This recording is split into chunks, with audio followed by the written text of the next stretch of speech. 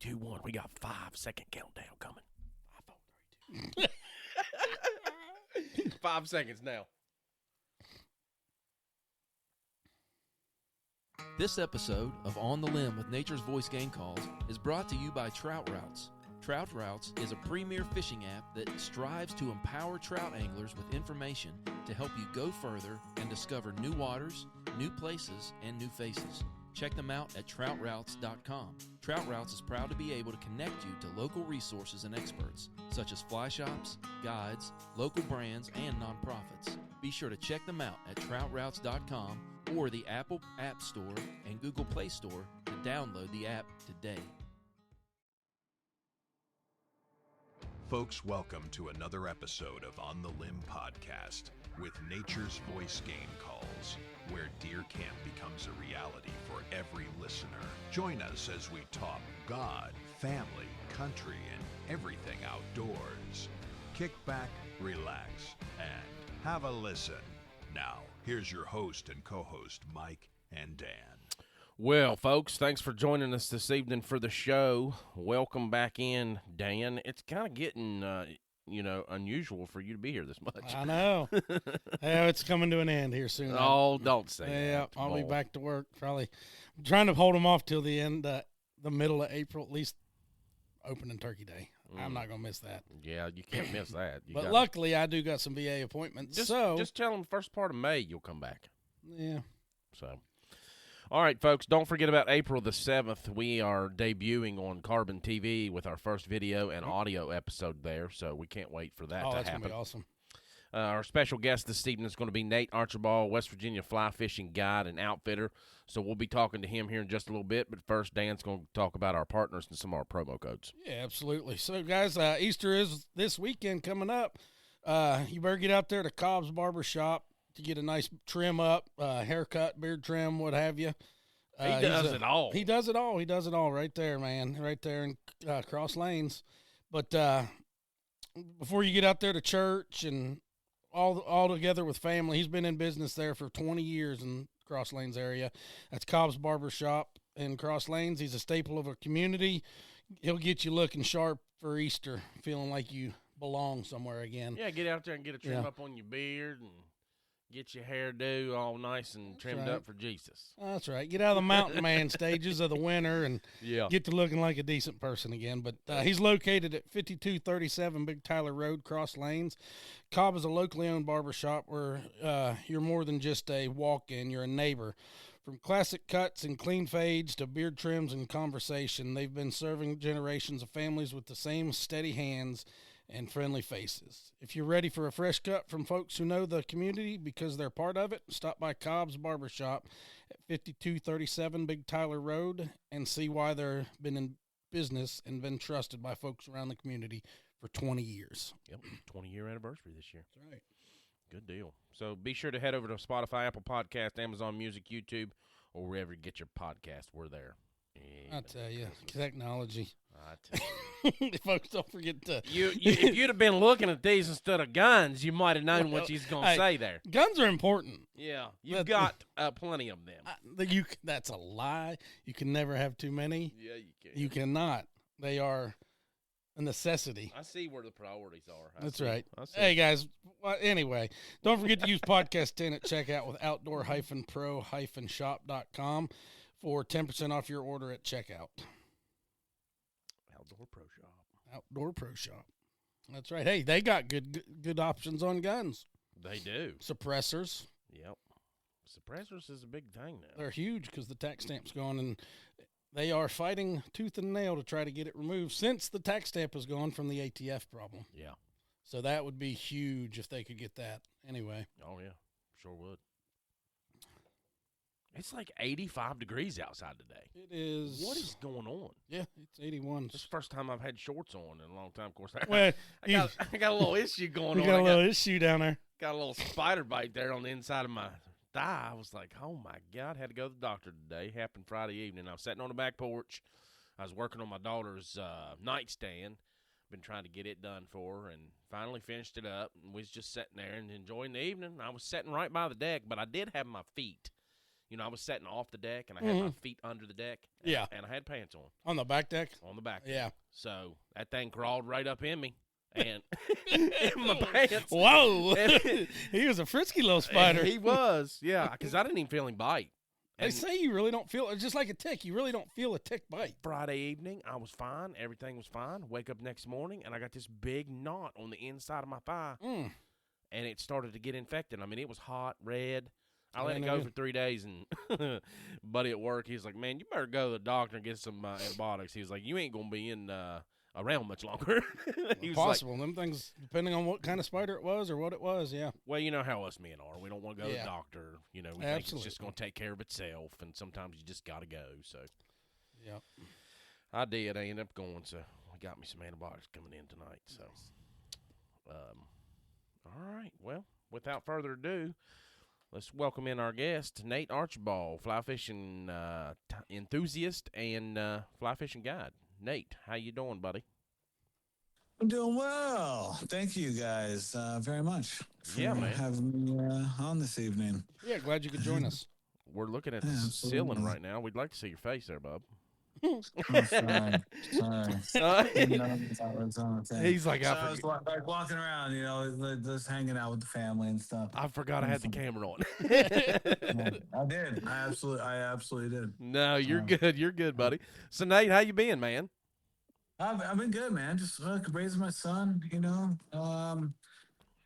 doing that mostly. Just really been focusing on that and trying to do some of the behind-the-scenes stuff with the fishing program at the company that I'm working with now. Okay. So, yes, we first met you there at the Greenbrier when you was guiding there at the Greenbrier, and you've since moved on to another company. So, you being a fly fishing guide, fly tying enthusiast here in West Virginia, how did you first get started in fly fishing, and was it family, friends, or was it just self-taught stuff?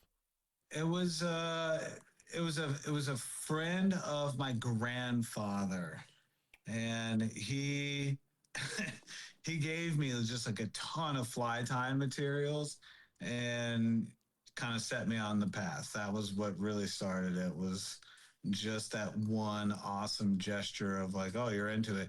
And what's interesting about it is I'm from Florida originally, so he gave me all kinds of like trout tying materials. So here I'm this like 9-10-year-old kid tying trout flies, and I live in the saltwater fly fishing capital of the world. Sure. So, But that's good practice though, regardless of what you're tying. Absolutely. So that's where it originated, was just that one gesture of, oh, you're interested? Here's some stuff. This will help you out. And didn't realize the value of it until, I started buying my own fly tie material. Oh, yeah. Yep. And then you realize, that dude was cool, man. He helped me out a lot. That's Doug awesome. Caruso is his name. He's a cool cat. Nice. Okay. Yeah. So now, when did you know it was more than just a hobby and you wanted to start guiding and teaching other people about fly fishing? So when I got back from the Marine Corps, I knew that I was going to work in the outdoor industry. Like, that's something that I always wanted to do. Like, just the outdoors was always one of the fields that I wanted to work in. Thank you, dude. And I didn't know like the avenue that I was going to take, whether it was going to be backpacking or dog sledding or whatever it was. I just knew that I was going to work in the outdoor industry, and my love of fishing it was mine. It wasn't anybody else's. It wasn't anything that I knew at the time that I could share with anybody else. Yeah. So I poked around a little bit. I did, kind of the healing process that most veterans do. And I've found, the rafting industry. And as soon as I came into West Virginia, and then I started kind of realize the the beautiful place that I lived in, and then kind of the skill set that I was chasing. Um, I knew that like fishing and fly for this is where I wanted to stick with this art. Sure. Was right here. So what and did bring you to West Virginia? 2011, like 2011, yeah, probably when I made that decision to really come into this and be like, yeah, this is it. Like I'm just going to be a fishing guide full tilt. Nice. What ended up bringing you to West Virginia then? So when I when I first came back from Afghanistan, a bunch of my buddies, we all got together, and a friend of mine, his name's Linus, his uncle was a river guide on the New, and we just did it we came here as a wild and crazy trip, just a bunch of the boys just coming. We just got back from Afghanistan, almost an 8-month combat deployment, and we're showing up. I'm Florida boy, never been to West Virginia. I didn't even know what it was, and we're going whitewater rafting. Oh, nice. We met crazy Uncle Mike. He was 3/4 of the way to drunk, and heck yeah, we went down the river, and it was a very interesting time. I swore I would never get back in the whitewater boat again. I spent more time in the water, and ignorance is bliss. Like, so here we go. You know what? I'm a storyteller. Let's just tell a story. So crazy Uncle Mike, okay? So crazy Uncle Mike, like he meets us, like I said, he's half drunk. He looks like Jesus. He's just like ripped out of his gourd. And he decides, he's like, okay, we got to get these boats down to the river. So he tells me, go down this road. So I have pictures. I can send them to you so you can put them on your website. So people, your listeners know I'm not joking. My vehicle at the time, I had like 4 rafts stacked on top, drove the wrong way down to Fayette Station. As fast as I could. Like I was chasing him. He was like, come on, man, it's good, dude. No one's coming down this road. And I've never been here. Let's go. And now just that I know that experience, that's 1. Okay. Well, let's just count them up, folks. 1. All right.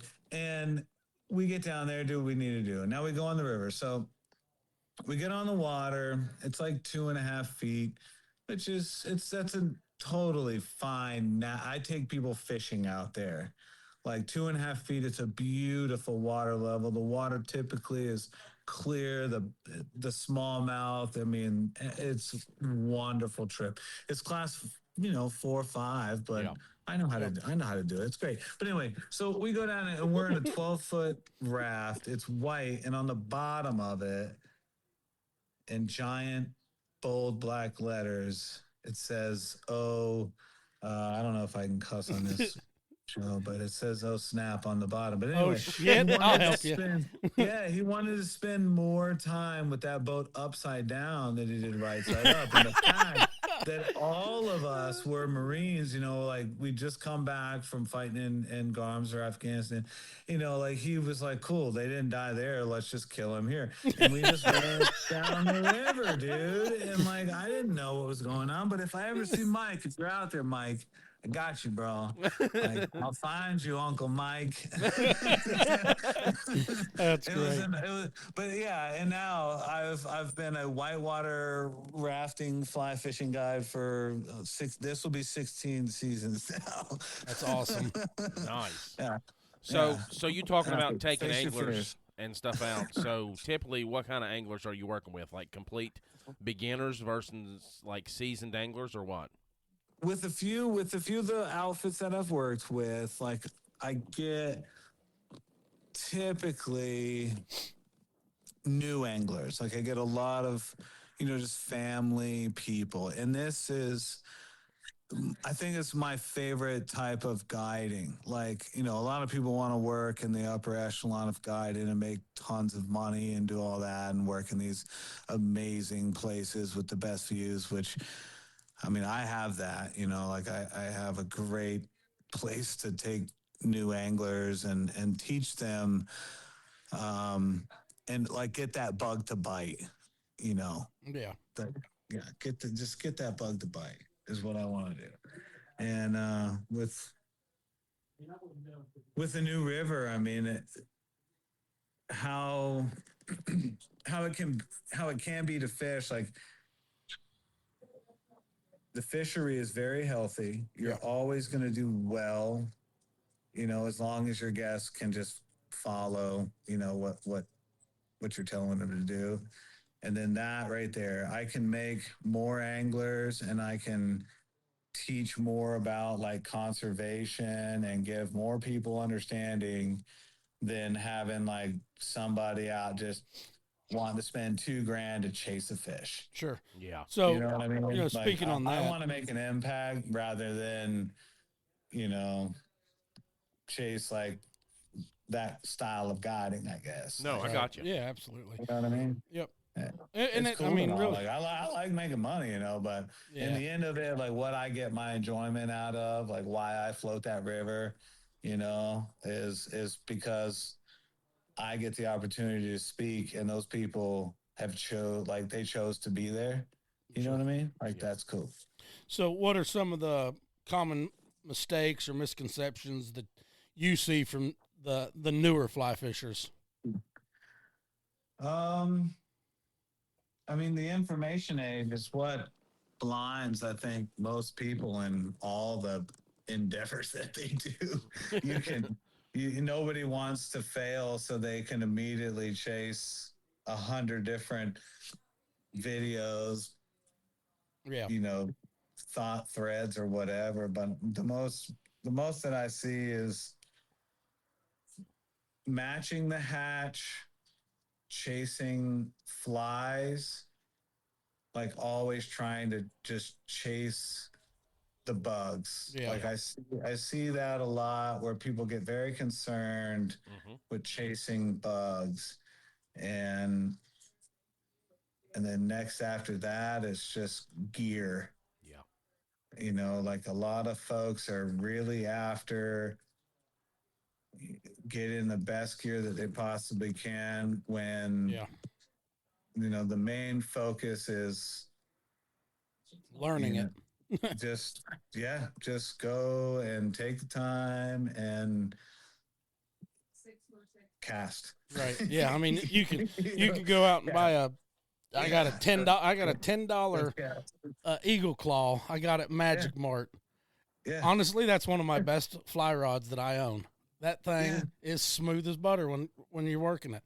You know, you could go out there and buy a $450 rod and not know a daggone thing about it. Yeah. You know. You can. That's what I would do. Guys would come in and they would want to buy the newest rod when I worked at the shops, and I would tell them, all right, let's go. Grab the rod you want, and then I'll grab a couple others, and then I would just let them cast. And I would put targets out there. Just take the rod, cast it, and I mean, these are guys that knew how to cast. You know, like these were guys that understood how a rod worked, and they were in for something. And they would, I mean, 9 out of 10 times they would pick a rod that they didn't even knew existed. Yeah. You're right. And they're like, man, I'm surgical with this thing. And I'm like, and that's your baby right there. Like, you don't need to spend $1,200 on something. Like, you just need to find that rod that you like and then actually go and cast it. Because, you know, a weekend warrior, if that's the time you have, all your other time in between, brother, cast that rod, dude. You'll be way better. So talking on that, how does that compare? Like teaching somebody brand new from scratch, is that easier than teaching somebody that has experience already? It is. I mean, it typically is. They don't have those you know, those preconceived notions of, you know, I bought my equipment. This rod's supposed to make me cast away. These waders and boots are supposed to make me stand strong in the creek, and these flies are tied. Thanks, Dave. I'll see you, buddy, man. It was a pleasure, bro. Anytime you want to come by, pimp, come on, man. with these way, all this stuff. Like everybody has this idea that you know what the gear is and you know what it's supposed to do, but you haven't put the time in and really had the relationship with your equipment. Sure. Yeah, that's and, like you're saying, you gotta have that relationship, just like Mike's dogging on me for my guns. You can't just go out and buy a gun and expect it, you put it in the safe for the next 3 years and, I'm going to shoot this gun and I'm going to shoot it proficiently. No, you got to practice with everything you own, really. Yeah. No, you it's really what it is. And with fly fishermen, working in the shops and doing the trips that I've done and having the clients that I've had, like 99.9% of my trips have been fantastic, nice, wonderful experiences. We've learned, we've laughed, we've had great times. We've put fish in the boat, we've put fish in the net. We've had a great time, whatever we've decided to do. But you do get some of the guys that are very passionate, some of the ladies that are very passionate, and their mindset is, if I get the good gear, if I, memorize all the knowledge and perfect all the patterns and all that, it's like, oh yeah, you're losing sight of what you're there to do. Sure.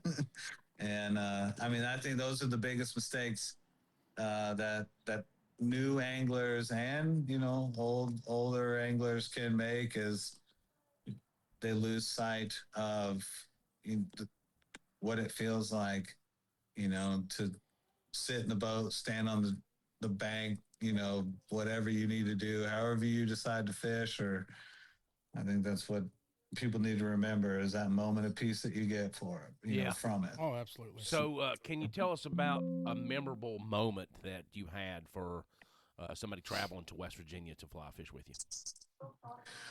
Oh man, there's a lot. I have to sift through quite a few, but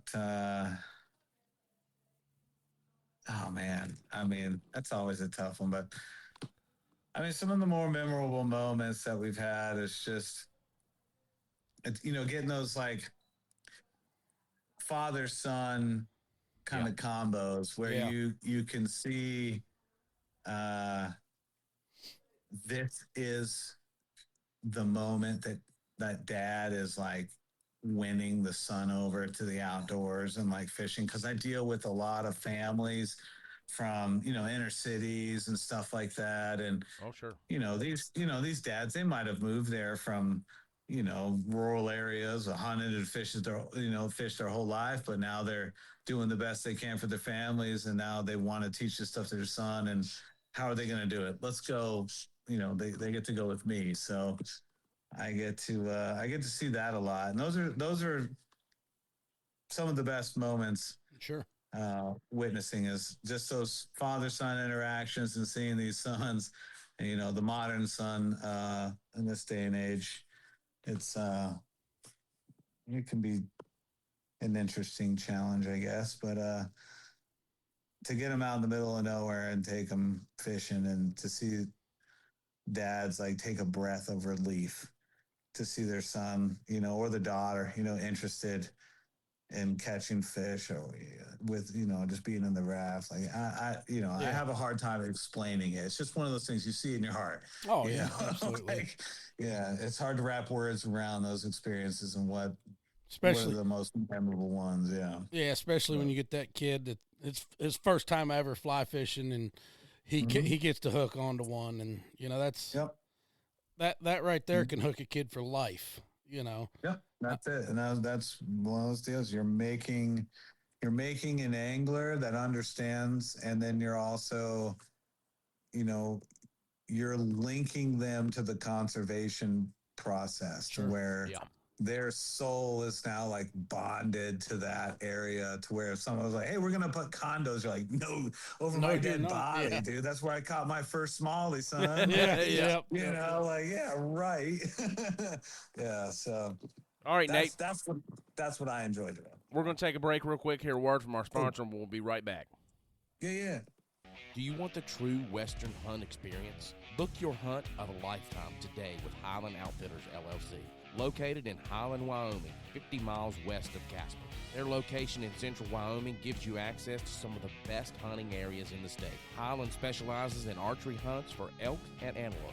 Their operations include Wyoming, Texas, and Africa. Highland Outfitters employs some of the finest guides in the business. All guides are licensed by the Wyoming Board of Professional Outfitters and Guides. No matter what the species you decide to hunt, you can count on your guide giving you 110% of being the true professional guide from start to finish. Book your hunt today at 307-797-3311 or 307-797-3312. Visit them on the web at HighlandOutfitters.com. With Highland Outfitters, you will get the true Western adventure. All right, guys, we're back with Nate Archambault, fly fishing guide here in West Virginia and fly tying enthusiast. So we're going to talk a little bit more with him in a bit, but Dan wants to say a couple things. Yeah, absolutely, guys. Don't forget, we're talking about trout fishing right now, so go ahead and jump over to troutroutes.com and use promo code NATURE26 at checkout and get 3 months membership for free. Trout Routes is one of our great ad partners where you can find your new waters, new places to fish, new access points, new fly stores, fishing stores, anything like that. It's available on both Apple and Android stores. Also, be sure to head over to our Spotify, Apple Podcast, Amazon Music, YouTube, or wherever you get your podcast. We're there. Let's see. Bass Pro Shop Spring Classic Experience. Oh, no, wait. No, never mind. West Virginia Gold Rush is what we want to talk about now. That's right. That's what we got going on now. Yep. Started yesterday, actually. So it's March 30th through April the 11th is the West Virginia Gold Rush. That's right. So, Nate, we like to try to do a salute to valor on every episode we do. So if you don't care, we'd like to salute you if you wouldn't care to tell us a little bit about your military history and background. Yeah, absolutely. I joined the United States Marine Corps in 2004 in 0311 infantry.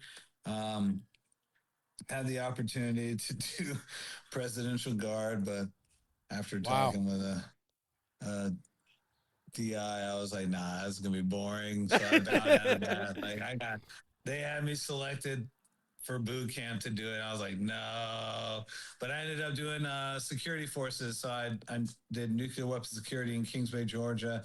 I was the designated marksman on the close quarter battles team for them. And then I was with 1st Battalion, 6th Marines, went out with the 24th MU and served in Garmsir, Afghanistan in 2008. I drove for Colonel Barry in 2009 as I was kind of fabbing out. And then, hit the first Civ Div in September 19th, 2009. And that was a cool day. Nice. I hear you. Yeah. Well, we sure appreciate you and thank you for your service, sir. Thanks. Thank you guys very much. It's an honor to do it for my country and for everybody that lives here, man. It's a cool thing. It is. Yeah, it sure is. It's a neat thing to be able to do that. So back to fishing. What makes West Virginia the special fly fishing destination? We have a lot of people that say West Virginia is known for its trout and its natives and stuff. It is a very unique environment to fish. Oh man, I mean, where to begin? Like, to help as many people as I possibly can with this. Practice, right? Like, find your waterways that are around you. Do your head hunting. If you're starting from scratch, go find all the streams that are listed in your local DNR. Go chase the stock trucks. Go out there and have as much fun as you possibly can. Yes. You might be one of the first people I've ever heard to say chase the stock trucks. Chase them down. Beat those rainbows, those nasty, gnarly-tailed mutants, beat them to death. Take them home, eat them, feed them to grandma, whatever you need to do with them things. Get them out of the creeks. Have as much fun as you want with them. Yeah. Get them out of there. Nice. Now, in this journey, you will learn the art of fly fishing and how to drift a fly and how to do all this stuff. And you'll get bored of chasing stock trucks, and you will do your duty.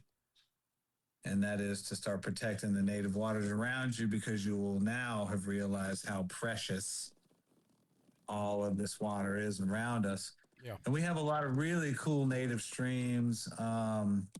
We have very interesting fishing situations where like coal camps and coal companies used to release trout for like family days. Mm-hmm. And there's water that, has these very interesting generations of trout in them. And if you just take the time to explore and your water around you, I'm sure you can find fish. And when you do, it will become so precious to the angler, if that angler is out there listening. All the skills that you require to catch trout, you'll find on that water right there down the street from your house. You'll get it. And I think in West Virginia, like, there's just so much of those opportunities for people to get out there and to kind of find these little hidden waterways that Sure. the respect of it all. And like, it will go from like, oh, just throw your trash in the creek to like, no, this holler is now protected because all the kids out there, everybody now fishes it. That's what needs to happen. That's what I want to see around here. And that's what I hope for most people. Just go out and explore. Go and explore your waterways. Like, you'll find fish. Right. Now, I know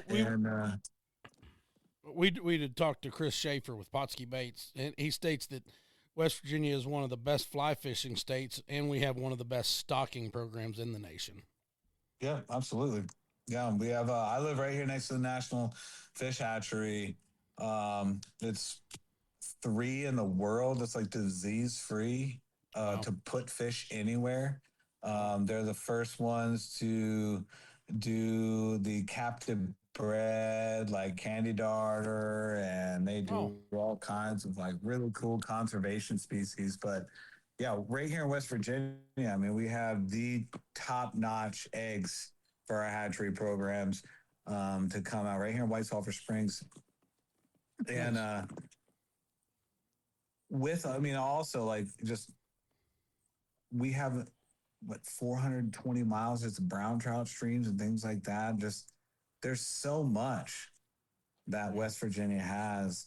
And if we can get the local people, to understand what you have in your backyard, we can have a lot more. Right. And what's nice about that is Trout Routes has mapped pretty much every stream in West Virginia. So if you don't know where to look, you can always look at Trout Routes. Oh yeah, definitely. That's right. Now, do you use Trout Routes for what you do, or not much? Not much. I have a few of my places that I stick to. Sure. I've gotten to a point where I know what I'm after. Right.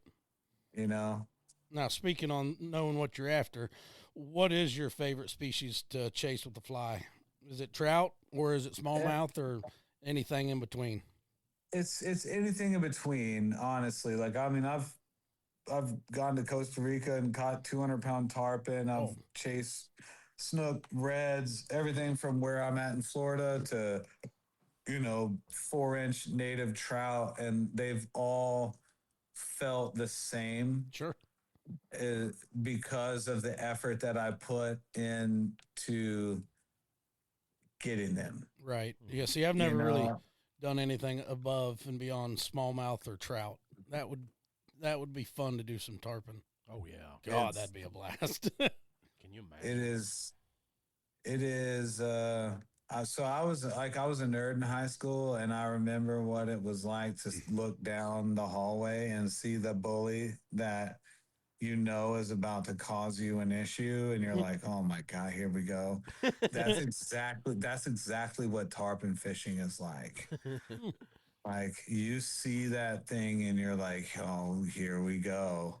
And yeah, it's something. Yeah, where I did was like in Costa Rica, the Barra de Colorado River, and the tarpon, they all go right there and they sit at the mouth of that river. And it's the river when it flows in, it's pretty brown. So all the tarpon are underneath this giant block of like brown water. And anything that drops below it, they're like food and they eat it. And these are all the tarpon that are not, they have not been accosted by every guide and angler through the Gulf. They haven't seen, they have, this is their first like hurrah at packing on some meat to make it around to do their like runs through the Gulf. Sure. So we're sitting there, and we showed up with 6 tarpon guides, me, my brother, and a couple other guys. And in 3.5 days, we did 94 tarpon. Wow. And, ranging from, we did a couple small guys, 50, 60 pounds. I think my brother got one of the bigger ones. It was like 180 pounds. And some of these fish that come out of the water, like I can send pictures of some of the fish that come out. Buddy of mine, he's a professional photographer. He does all the, I mean, he's amazing. He's backwater fly fishing. He does all this amazing photography and stuff like that. But he's got fish just coming out of the water. These leviathans, unbelievable.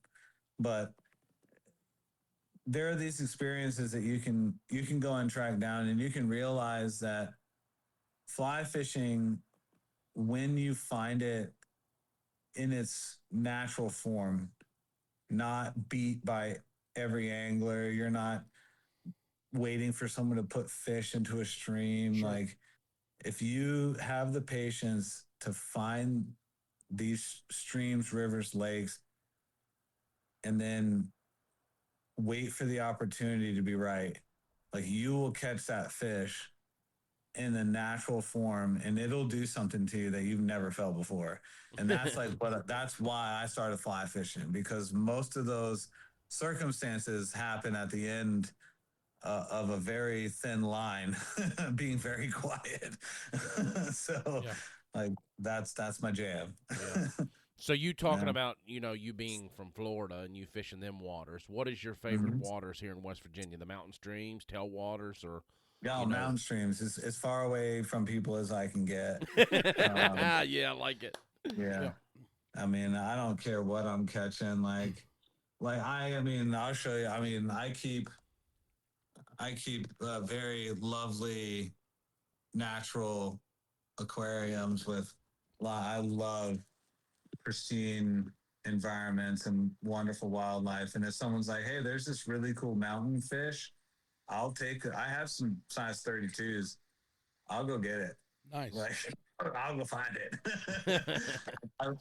And it's just traveling those environments, just getting away from everything. And that's that temple of peace that I chase, just getting away, finding something that I should take care of, understanding that environment, and then at least putting eyes on something that we should all see, to know like the health of it all. Right. Like I would like to explore that kind of stuff, to know, hey, it's still good. Oh yeah, sure. This stream's still good. No one's doing anything dumb back here. Like everything's fine. I'm a catch and release guy. Like I'm not doing anything. I take more trash out. I'm doing the right thing. That's what I want most fishermen and everybody to do. Go explore and do the right thing, and then we'll all have this to enjoy. Absolutely. Yeah. Now, how do you feel that our local seasons affect tactics? What's your favorite seasons to fish? Like I like, obviously, right now, and then I really love fishing in summer, pocket water summertime fishing. Summertime. Like when I get on the new and the river starts to heat up, and I can dial in the pulse of the new, and that's it. Like, see you later, trout. You guys have the summer. Take a break. I'm going to go smallmouth fishing just because I enjoy it.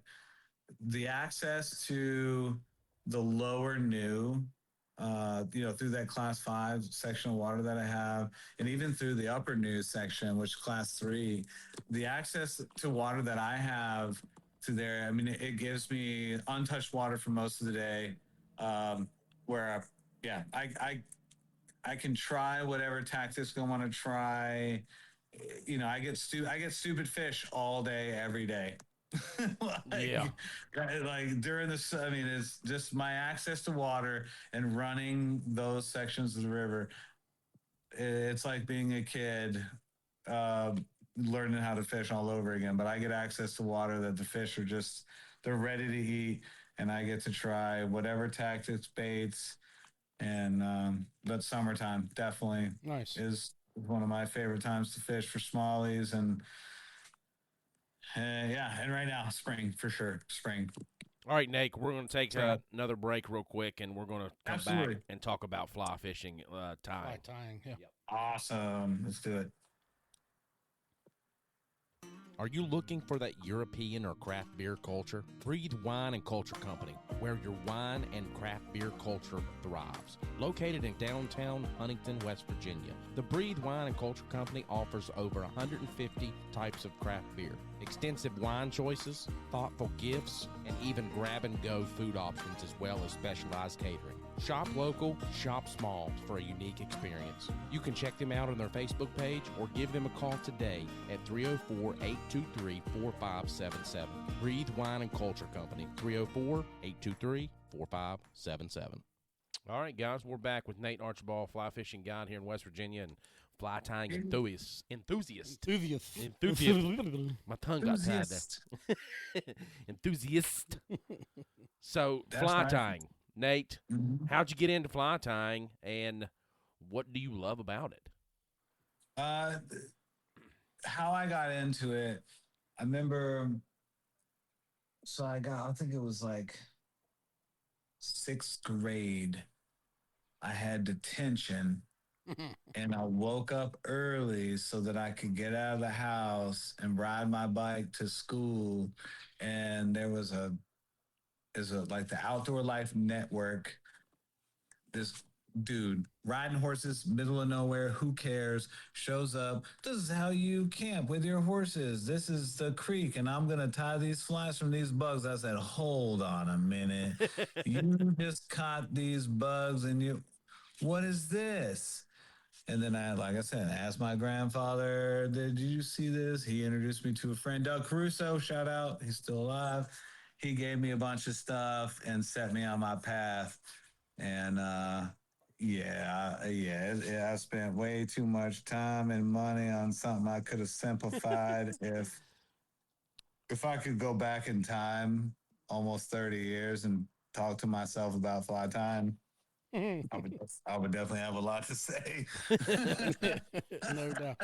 So, what are some of your confidence flies for West Virginia waters? The flies you never leave home without, that's always in your vest or pack. Oh my God. Like, I mean, some people say it's not fly fishing, it's woolly buggering, but just a black woolly bugger. Just put a black woolly bugger on, and if, we'll get into my tactics and stuff like that, but I'll tell you how it all works. And it's more of a mindset. Like, don't worry about what you got in the box. Just worry about your mindset first.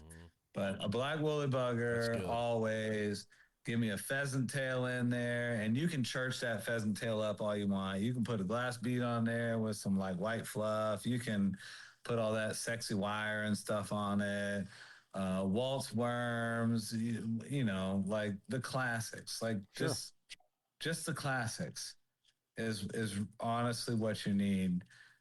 My favorite flies, other than, just a black woolly bugger, I like a guide's choice on a jig. You can tie it on a normal like nymph hook on any size or whatever, but the pattern itself, it's kind of a blend between a hare's ear and a soft tackle and a pheasant tail. I mean, it's kind of a blend between a bunch. A 20-incher stone, that's another really great fly that I love to use around here. And peeping caddises. Peeping caddises are really cool flies to use. And then like a Pat's rubber legs. It's just some kind of big attractor stones, like just big goofy flies. I really like to use like dropper patterns and stuff like that, but those are some of my favorites for sure. Yeah. Yeah. What's your thoughts on matching the hatch versus using attractor patterns? I mean, matching the hatch, like if you have the patience as an angler and you can truly understand like what you're trying to do, like if you understand the thought process and if we have time for a college class on it, like matching the hatch, you're thinking of this trout is literally got tunnel vision. It's eating the same size, same color over and over and over and over and over and over and over again.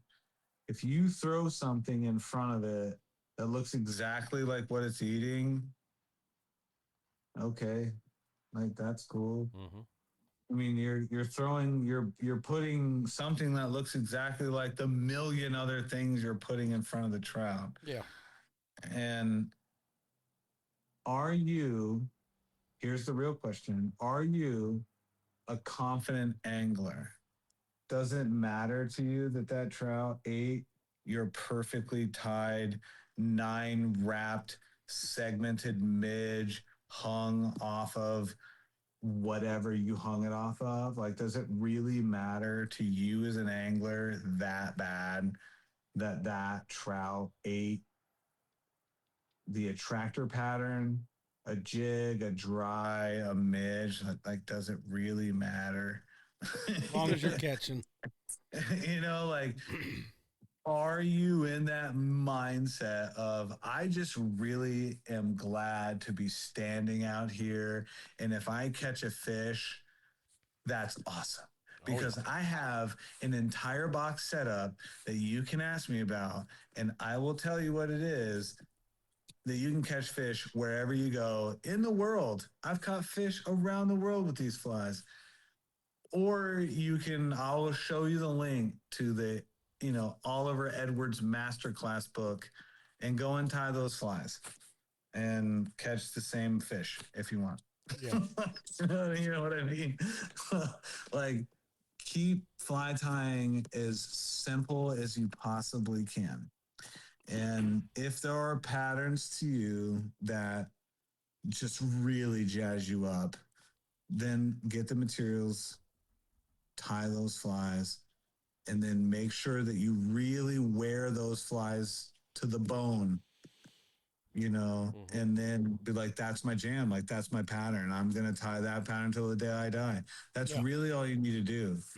Because I've gone through the books and I've tied most of the patterns and I've thrown them at most of the fish. And the most classic and simple patterns are the ones that still work. They're the easiest to tie. They're the cheapest to tie. They look the best in the water. Just keep it simple. Keep it simple and focus on the tactics and getting yourself in front of a fish that isn't beat to death. Yeah. Like that's the goal. So talking about simple things and simple patterns, what kind of advice can you give someone that's wanting to start tying? Essential tools and the simple first patterns that they should start out with. Got most of the tool kits that you can get. Most of the stuff, all the patterns that I've found, like through my years of tying, like you're not going to need specialty tools. All of your modern day tool kits, if you get those one and all package deals from Bass Pro, Cabela's, that'll be a great place to start. That's where I got my first fly tying kit. Was, I think it was a $99 fly tie. I mean, I could still remember the smell whenever the box came in. Kind of smelled like cedar, didn't it? Yes. Yeah, Oh my God. I remember mine too. That was it. Like we Yep. talk about like the bug, the things that bite you, that keep you doing what you do in the outdoor industry. That opening that box and being excited about that fly tying kit, knowing that I had the opportunity to do it. And it came from Cabela's. That was a big moment. My first fly rod was a 2-weight that my mom bought me. I think it was like 400 like $90 prestige 2 combo or some nonsense, whatever. Cabela's, baby, still have it. I'm gonna give it to my son. So Awesome. yeah, we can put all that in there. And yeah, but if you're first tying out, like if you're first trying to tie and you are interested in every pattern that you've seen, because they're all cool and they're all guaranteed to catch you fish, you need to understand that a lot of these patterns are designed to catch fishermen and not fish. Yeah. And Yeah. and if you really want to know what you want to throw as flies, walk down to the creek, get you a mason jar, stomp around in the gravel, catch you a bunch of bugs, go back to your tying desk, let it settle, get a hook, and wrap whatever dubbing that closely matches that fly's color, and then put a little weight on it, throw it down in the creek with the trout, and you will be surprised how many fish you catch. And you will be very happy that you've dumbed down the entire art of fly fishing. Yeah. Yeah. It's it's not as hard as people make it out to be. And tying, the art form that it is, you know, if you want to be an artist, be an artist. Tie all the cool flies, make sure all the legs are perfect, and do all that stuff. But if you're a guide fly, literally wrap some yarn, old carpet, whatever, dog hair, whatever you can find on a hook.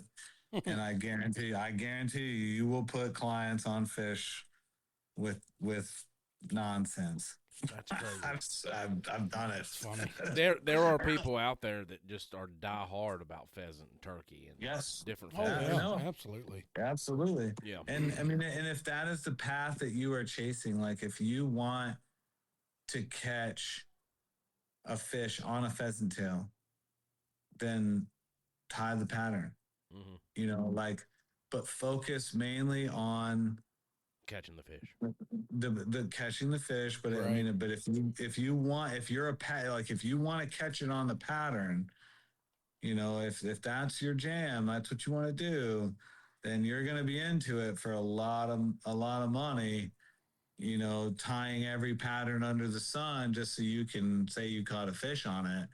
You know, or someone tells you it's the newest, hottest fly. You know, you're still going to have that old guy standing right next to you in the creek just ripping lips. And like, what are you fishing on? Like, oh, the same thing I've been fishing on for 50 years, Sonny Jim, you know? Like, Yeah. You know what I mean? Like, Yeah. it's, yeah, like, I love the art of fly tying. Like, I love it. I love the fact that I've dedicated most of my adult life to tying flies. But my best advice is just figure out what works and stick to that. Yeah. stick to those flies. So we it'll take over. We just had the Bass Pro Shops Spring Classic experience, the fishing sale that just ended on the 25th, and you were there at our local Cabela's in Charleston. What was your role while you was there helping out, and they had you in with some people there? I was there, man. It was a great experience. I got to hang out with the staff, just kind of be support. They didn't need me really, but they just to be as a backup and talk to them. I haven't had the opportunity to speak with a lot of those guys, but man, they know what they are doing, and it was great to be part of this. You know, just be part of that team for the day and to see everything they had going on. But I was just there, like. I had a gentleman, he was searching for some materials that he needed to get some patterns tied up, and he had some issues with some of his techniques. So I got to take him over to the Cabela's conference room there, set up all my vices and everything, and then walk him through a few processes to get some of the flies that he wanted to tie to take on his trip. Nice. Which was awesome. Yeah, so it was really cool to be able to help him out.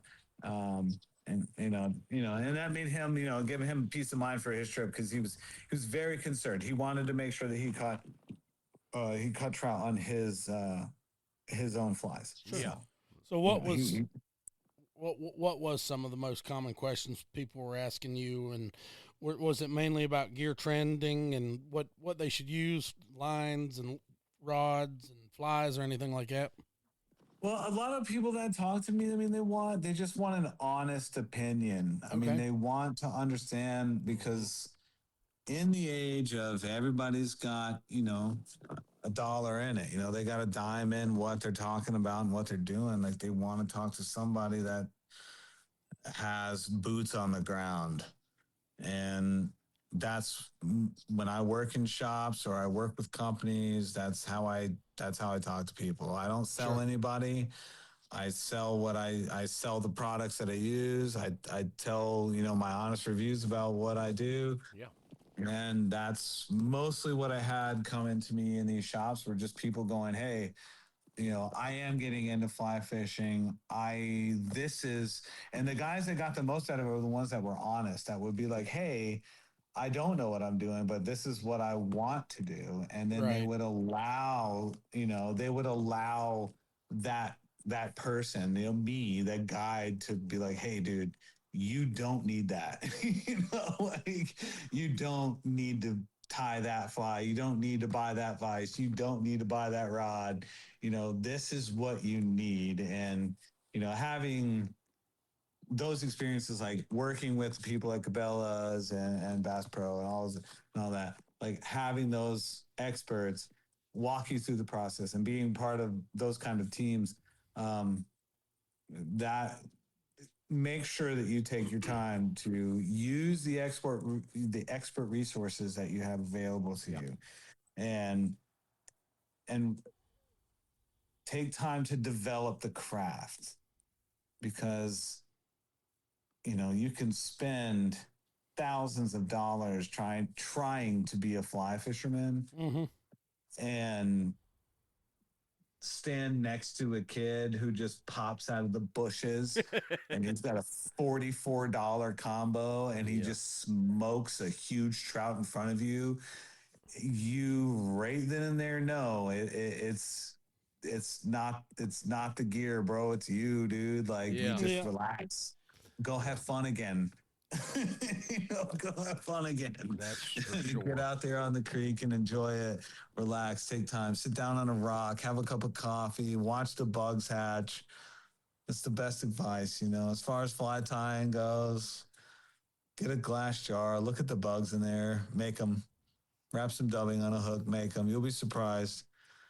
There's enough books out there. With these events like this, and at your local fly fishing shops, and with just around the community, how does the gear and the setups and the insight on those, how do you see it helping the fly fishing community grow? With these programs, I mean, this is as many opportunities that the youth have to explore fly fishing, or just any fishing in general, but like the delicate nature of fly fishing, it slows things down a little bit. And I think that having an option for kids and things like that would be fantastic. I got off track. You're fine. You're fine. I'm staring at the fish tank. Thinking about kids. I worked a lot with kids, and it didn't go anywhere. Like with the Greenbrier, it was awful. We took all the kids from Alderson, and I mean, man, I gotta send you some of these pictures, Mike. Did you see those pictures? Did we show you those whenever me and Joey did that for you? No. Do you remember that? You see that? Like we were taking these second grade kids from Alderson Elementary, because I wanted to do a veterans program that the hotel would sponsor and like take care of vets. Yep. And then I wanted to get all of the schools to send at least nominations, and I wanted to start like a Greenbrier sponsored fly fishing like youth program to teach them, and they could come, parents could drop them off, blah blah, blah, whatever. So I want to do that, but we ended up with all of the kids from like the 4th and 5th grade class showing up, and then I got the hatchery to donate all of their brood trout. These things are like 9, 10, 11 pounds. Whoa! And they dumped them into the creek, and we had the Project Healing Water guys show up, and we're like, all right, make sure the kids don't get pulled into the water. So we whip the flies out there, and these trout are smoking the flies, and these are like 4-foot kids catching 4-foot trout. I don't know any better way to make a fly angler than that experience right there. Yeah. Yeah, that was fun. But anyway, what was the question that you asked me before I got off topic? Sorry. No, you're good. I think you hit on it, Dan. Yeah, you did. You're good on that. Yeah. So good. tell us a little bit about your setup. What's your go-to rod weight, length, line, leader, tippet for West Virginia waters?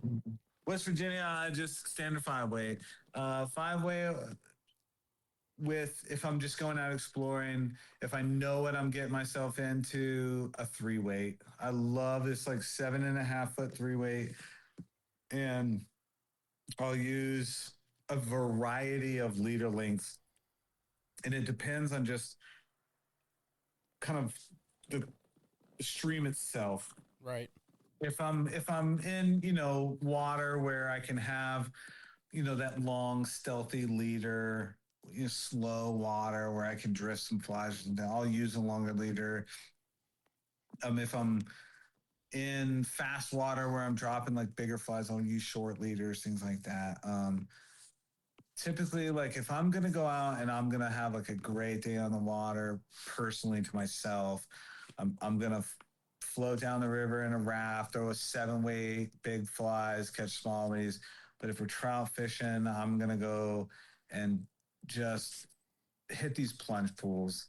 I'm going to drop big, like heavy flies, maybe 1 or 2, it's just a hodgepodge. Like it really just depends on how I feel about the water I'm looking at, and the ability to change and understand how each rig operates. That's the real goal. Other than knowing what I use, the real goal is understanding how each one operates, and then understanding the water that you're fishing at. Because if you don't, I can tell you all day the rig that I'm using, but if you can't see the water, right, then what are we talking about? Like if we're fishing plunge pools and we have very fast currents that are going to blow flies away from where the fish are sitting, then I need to switch and put heavy weights or heavy jigs. Maybe I need to use, a big strike indicator, or, a big bobber almost in some of these pools. But if that's where you are, like if you've taken the time to get in some of these places, and this is your opportunity to catch that fish, like use the tools that are available to you to get that fish, get the reward that you walked up there to get. And, whether it be a chubby Chernobyl that is the size of a beer can, like to float, whatever you got to do, get that fish. So with those rig systems, understanding the different rigs and the waters that you are going to fish. If you're walking into the wilderness blind and you've never seen the creek before, then you need to walk in with different tippet sizes, different lengths, different fly lengths. Like you have to pack heavy. Oh yeah. But if you know that creek, you've been there a few times, then you can put enough in your pocket. Right. You can go up there in a pair of sandals and like rip. You can go have a great day. Yeah. You can go fish for an hour. But it depends on really like sit down as an angler and really understand what you're getting yourself into and prepare yourself for your day. And if you do those steps, when you hit the water, you will be at a much better mental state. And when you find that mental clarity, you will realize that the variables that you think are creating your fishing, like your fishing deficit, there it's not you, it's just it's environments, scenarios, it's different things that you don't have control over. That's my best. That's what I have learned over fishing is the time that I've taken for patience and to truly just sit down and kind of understand what I'm doing for a moment. I've put more fish in than people running into the water trying to just get my weekend in, you know what I mean? Like you can don't rush it, and through that you will have the understanding, and it'll bring you to a place of peace and fishing where you're like, I can go catch fish. Yeah, let's do that. Yeah, it's much easier. Oh yeah. So with you talking about gear and setups and stuff like that, Sure. what is your favorite local or regional brands, and maybe even some small companies here in West Virginia that you like to support? Oh my goodness. Well, I've dealt with a lot of different companies. Like I've supported quite a few, and yeah, most of the ones, if they ever hear this, they know who I'm talking about. But hey, if you have if you have a rod brand you like, stick with it. Sure. Yeah. You know what I mean? Like I've got gear from all different companies, and just if you're really hunting down gear, stay within your look at the brand and look at the mid price. Look at the mid price. Sure. That's So the best option. Yeah. what That's could you it. recommend as a bang for your buck upgrade that would help a beginner that's, they got their setup, and what could they tweak here a little bit to get more bang for their buck on their setup? Mm, Man, oh man, that's a tough one. I would say go do um like pay for a guided experience. Really? Okay. Yep. Yeah, I would say take all of your equipment and what you would do to upgrade it, pay for a guided experience. Yep. Nice. And that would be not because I'm a guide, but because that will give you more information on what you need to make your next purchase. Right. And it would also help alleviate a lot of issues that you might have, or solidify the deficits in your equipment and help you make those purchases that you need. Sure. Like give you a better understanding. Like whenever you have like a 170-pound fish flying 10 feet out of the air, and you realize that when your fly rod, like your reel is spinning at Mach Jesus, Yeah. your knuckles are shredded. I'll send you pictures of that too. Um, those simple things, like gear looks cool. well, when you put it to the test, sometimes, you know, it is what it is. Now, how can some of our listeners here get started locally with like classes, guides, clubs, or shops around the area? Yep, go visit your local fly shop. I mean, look it up. We all usually have the internet, Wi-Fi, stuff like that. Find your local fly shop, go inside, talk to them. There's plenty of companies. I work on the New River. I work for Ace Adventure Resort. Been there for 16 years now. I live right down the street from the Green Bar. We do fly fishing down there. There's tons of different places. If you find a local place, find a local guide. Those are going to be your best opportunities. Just find a local guide. But if you're looking to get in touch with me, I was getting ready to ask you how you get in touch with you. You can get in touch with me. I work at Ace Adventure Resort. My name is Archie. They know me. Like I said, been there for quite some time. you can ask for Archie, and they can hook you up with all my information through them.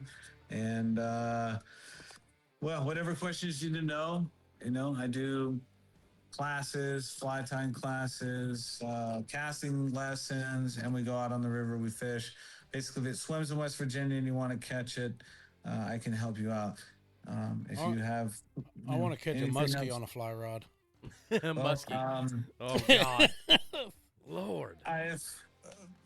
Yeah. Yeah. I have a few ideas of where they could be. Nate, we sure appreciate you for your time this evening, man. Any upcoming events or clinics that you've got going on that people can get involved in?